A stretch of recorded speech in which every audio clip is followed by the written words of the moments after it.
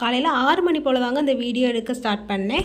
எந்திரிச்சதுமே first பாலை தான் காய்ச்சி வச்சுருந்தேன். ஏன்னா பாப்பா எந்திரிச்சதுமே பால் தான் கேட்பாங்க அப்படின்றதுனால. இதுக்கு சைட் பை சைடில் வந்து லஞ்சும் பாப்பாவுக்கு ப்ரிப்பேர் பண்ணிகிட்டு இருந்தேன். இது கூடவே நம்ம தாளிப்போடத்துக்கு போட்டிருந்தாலும் அதோட ப்ராசஸிங்குமே போயிட்டு இருந்துச்சுங்க. ஃபைனலாக அதோட மிக்ஸ் ரெடி ஆகிடுச்சு. இதை வந்து வெயில் வரதுக்கு முன்னால் மாடியில் கொண்டு வச்சிடலாம் அப்படின்ட்டு அதை கிள்ளி வச்சுட்டு வந்ததுக்கப்புறமா தான் லஞ்சுக்கு வந்து ரசமும் உருளைக்கிழங்கு ஃப்ரையுமே வைக்க ஆரம்பித்தோம்.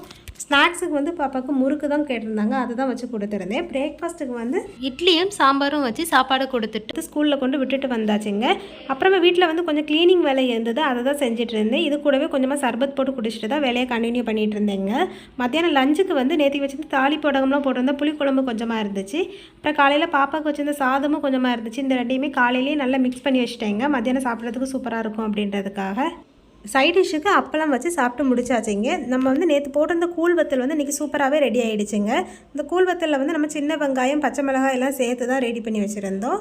இந்த கூழ் வத்தல் உங்களுக்கு வேணும் அப்படின்னா ஸ்க்ரீனில் தெரியுற வாட்ஸ்அப் நம்பருக்கு ஆர்டர் ப்ளேஸ் பண்ணிக்கோங்க. என்னோட இந்த வீடியோ உங்களுக்கு பிடிச்சிருந்துச்சுன்னா உங்கள் ஃப்ரெண்ட்ஸ் அண்ட் ஃபேமிலிக்கு ஷேர் பண்ணிக்கோங்க, அப்படி லைக் போட்டுக்கோங்க. மறக்காமல் நம்ம சேனலை சப்ஸ்கிரைப் பண்ணிக்கோங்க. நாளைக்கு வேறொரு வீடியோவில் சந்திக்கலாம். பாய்.